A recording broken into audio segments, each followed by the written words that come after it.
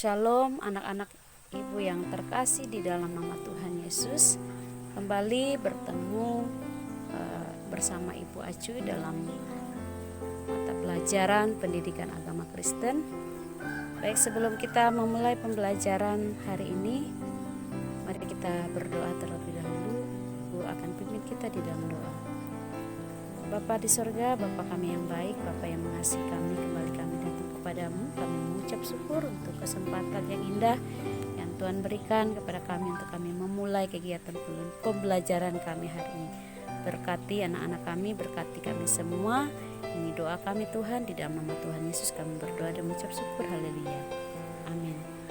Untuk materi hari ini berbicara tentang gereja yang memperbarui diri untuk kelas 9 semester ganjil. Kita akan masuk ke dalam materi. A. Gereja dan tradisi. Cerita tentang kucing di biara mengingatkan kita akan suatu kebiasaan yang muncul tanpa disengaja dan kemudian dijadikan suatu kebiasaan. Aktivitas yang menjadi kebiasaan yang diturunkan dari satu generasi ke generasi lainnya disebut dengan tradisi. Kata tradisi berasal dari bahasa Latin, yaitu traditio, yang artinya sesuatu yang diwariskan, sesuatu yang diturunkan kepada pihak penerus atau kebiasaan. Kebiasaan ini adalah suatu praktik yang sudah diterima sebagai sesuatu yang sudah seharusnya ada. Orang tidak lagi mempertanyakannya karena hal itu dianggap sebagai suatu kebenaran yang mutlak. Di masa lampau ada kebiasaan untuk menabiskan hanya laki-laki untuk menjadi pendeta. Perempuan dilarang menjadi pendeta karena dianggap tidak layak atau tidak cocok. Padahal seperti yang sudah kita bahas dalam bab 1, gereja perdana adalah gereja yang terbuka. Gereja yang merangkul semua pihak yang tersingkirkan. Dan gereja adalah sebuah komunitas yang revolusioner atau cenderung menghendaki perubahan secara menyeluruh dan mengakui kepemimpinan perempuan di gereja. 1. Kepemimpinan perempuan. Kini sudah banyak gereja yang mengakui perempuan sebagai pemimpinnya. Baru-baru ini gereja Anglikan di Inggris mengambil keputusan untuk memperbolehkan perempuan menjadi uskup mereka. Namun demikian, masih ada gereja-gereja yang belum dapat menerima perempuan sebagai pendeta mereka dengan mencoba mencari alasan teologisnya. 2. Peribadahan. Masalah lain yang berkaitan dengan tradisi adalah penggunaan alat-alat musik dalam kebaktian.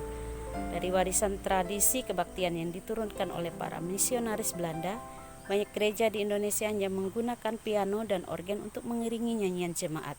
Alat-alat musik yang lain dianggap tabu. Namun sekarang pandangan itu sudah berubah. Karena itulah sekarang kita melihat banyak sekali gereja yang mengembangkan musik kreatif dengan alat-alat musik yang diangkat dari tradisi setempat. 3. Pemikiran teologis. Banyak orang yang keliru memahami dan menganggap bahwa teologi datang sebagai wahyu dari Allah kepada manusia. Banyak orang tidak paham bahwa teologi atau ilmu tentang ketuhanan adalah hasil refleksi dan pergumulan iman manusia dengan konteksnya sehari-hari. Salah satu contoh perubahan dalam pemikiran teologis adalah pemahaman mengenai bumi dan matahari. Manusia di masa lampau percaya bahwa matahari berputar mengelilingi bumi. Pendapat ini disanggah oleh Galileo Galilei, seorang ahli astronomi.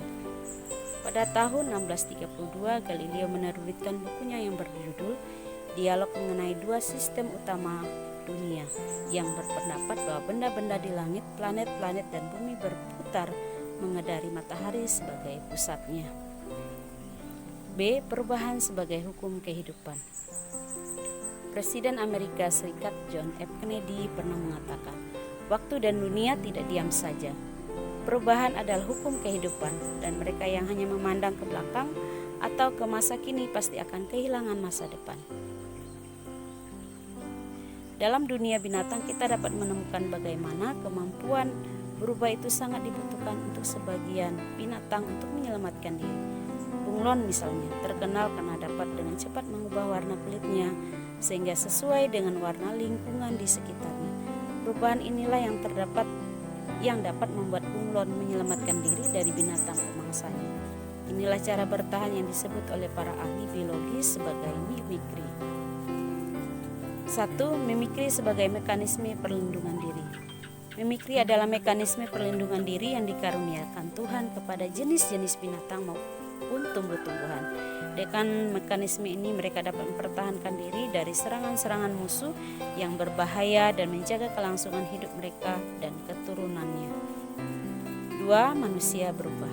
Di antara sekian banyak makhluk hidup, manusialah tampaknya yang paling mampu berubah dan mengikuti perubahan. Dahulu manusia hidup dengan berburu dan mencari makanannya di hutan-hutan. Sekarang ia telah belajar bagaimana beternak dan bercocok tanam, sehingga ia harus belajar merencanakan kehidupannya dengan baik. C. Umat Allah yang berubah. Umat Allah juga selalu berubah. Tuhan tidak ingin umatnya tetap sama seperti dahulu. Karena zaman terus berubah, keadaan selalu berubah, maka gereja dan umat Allah pun harus ikut berubah pula agar mampu menghadapi dan bertahan dalam perubahan-perubahan tersebut. Perubahan itu dikerjakan oleh Tuhan sendiri. Dasarnya di dalam Yesaya pasal 43 ayat 19 sampai 20. 1. Pembaruan umat Allah. Pembaruan selalu menjadi tema penting dalam pesan-pesan Tuhan Allah kepada umat Israel. Dalam Yosua pasal 24 dikisahkan bahwa Yosua mengumpulkan bangsa Israel di Sikem. Yosua khawatir karena bangsa Israel adalah bangsa yang keras kepala dan mudah sekali berpaling dari Tuhan. Apa yang dilakukan oleh Yosua di dalam Yosua 24 adalah mengajak umat Israel untuk melakukan pembaruan perjanjian mereka bersama Tuhan. Pembaruan perjanjian dan ikatan dengan Allah juga kita lakukan dalam kehidupan kita sebagai umat Kristen, yaitu dengan mengucapkan pengakuan iman rasuli atau pengakuan iman Nisea Konstantinopel. 2. Gereja sebagai umat Allah yang baru. Pada hari Pentakosta di Yerusalem, para murid mendapatkan pencurahan Roh Kudus. Dengan pencurahan ini mereka menjadi umat Allah yang baru. Tapi siapakah yang mendapatkan pencurahan Roh Kudus itu? Kini semua orang dapat mendapatkannya.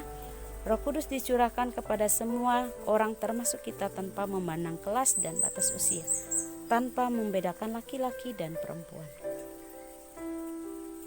3. Gereja yang diperbarui. Gereja sebagai umat Allah juga terus-menerus mengalami pembaruan.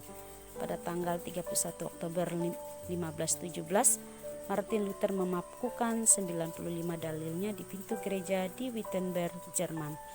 Dalam ke-95 dalilnya itu, Luther menuliskan hal-hal yang dianggapnya telah menyimpang yang terjadi di dalam gereja, antara lain penyalahgunaan kekuasaan kepausan, nepotisme, penjualan jabatan, penjualan surat-surat pengampunan dosa, dan lain-lain. Gereja Katolik Roma tidak diam saja menghadapi kritik-kritik Luther tersebut. Walaupun di satu pihak gereja berusaha menekan Luther, di pihak lain gereja Katolik Roma pun melakukan kritik diri dan melakukan apa yang disebut sebagai reformasi Katolik. Dalam reformasi Katolik ini terjadi beberapa pembaruan yang menolong gereja Katolik berubah dan memperbaiki diri. 4. Pembaruan melalui gerakan Pentakostal.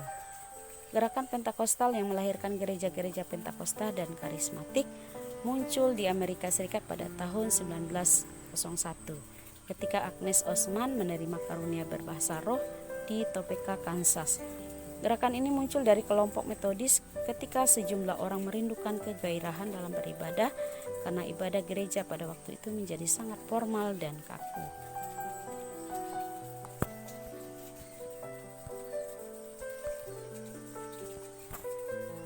Gerakan Pentakostal kini menjadi sebuah kekuatan pembaruan di dunia dan merupakan gerakan gereja yang keempat setelah Gereja Ortodok Timur, Gereja Katolik Roma, dan gereja-gereja Protestan. 5. Gereja yang terus memperbarui diri.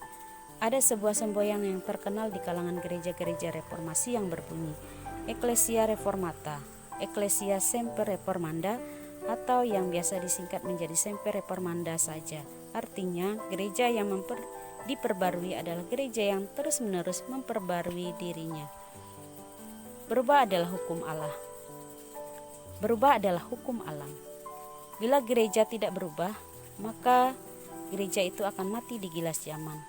Perubahan seperti apakah yang seharusnya dilakukan oleh gereja? Yang seharus dilakukan oleh gereja bukanlah sekedar kembali ke abad pertama atau gereja mula-mula, melainkan menatap ke depan dan menghadapi masalah-masalah yang menantang kita dengan sungguh-sungguh, sambil memohon berkat dan pimpinan Tuhan. Rangkuman, pembaruan adalah kemampuan yang dibutuhkan oleh setiap makhluk, termasuk gereja.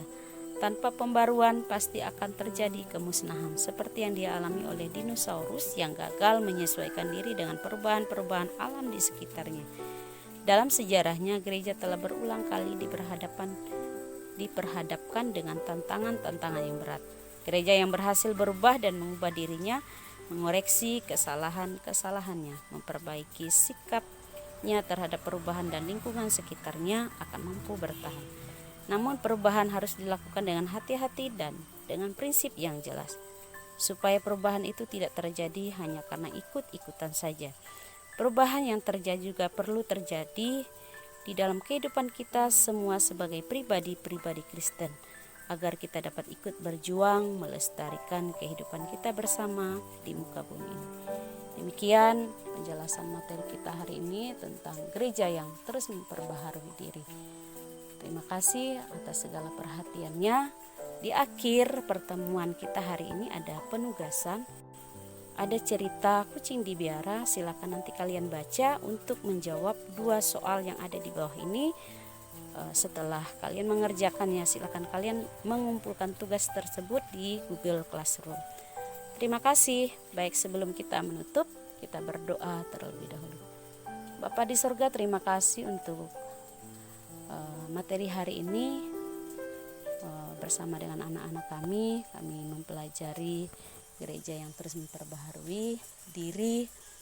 Biarlah kami boleh menjadi pribadi-pribadi sebagai anak-anak Tuhan yang terus memperbaiki diri kami sesuai dengan prinsip yang sudah Tuhan tetapkan di dalam kehidupan kami.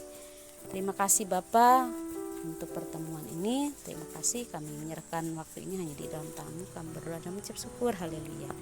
Amin.